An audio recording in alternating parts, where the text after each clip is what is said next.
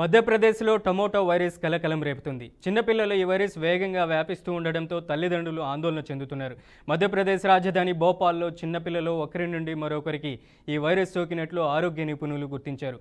ముఖ్యంగా 6 నుండి 13 ఏళ్ల చిన్నారులకు ఈ వైరస్ వేగంగా వ్యాపిస్తుందని అధికారులు చెప్పారు. ఇక ఈ టమోటా వైరస్ బారిన పడ్డవారికి పాదాలు, అరికాళ్ళు, మెడ కింద, చేతులపై, నోటిలో ఎర్రటి దుద్దుర్లు వస్తాయని, ఆ తర్వాత అవి బొబ్బలుగా మారుతాయని తెలిపారు. వైరస్ సోకిన చిన్నారులో దురద, మంట, నొప్పి, గొంతు నొప్పి, జ్వరం వంటి లక్షణాలు కూడా కనిపిస్తున్నాయని వైద్య శాఖ అధికారులు స్పష్టం చేశారు.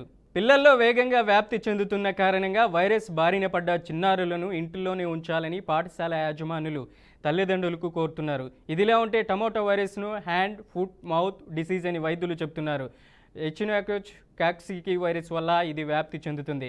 6 నెలల నుండి 12 ఏళ్ల వయసు ఉన్న చిన్నారులు ఈ వైరస్ ఎక్కువగా వ్యాపిస్తుందని వైద్యులు చెబుతున్నారు. ఇది సాధారణ అనారోగ్య సమస్యనే కావడంతో పెద్దగా ఆందోళన చెందాల్సిన అవసరం లేదని వైద్యులు తెలిపారు. వారం నుండి 10 రోజుల్లో దానికి అదే తగ్గిపోతుందని అంటున్నారు. దగ్గినప్పుడు, తుమ్మినప్పుడు, తుంపర్ల ద్వారా, మల విసర్జన ద్వారా చేతులు సరిగ్గా శుభ్రం చేసుకోకపోయినా వైరస్ వ్యాప్తి చెందే అవకాశం ఉందని తెలిపారు.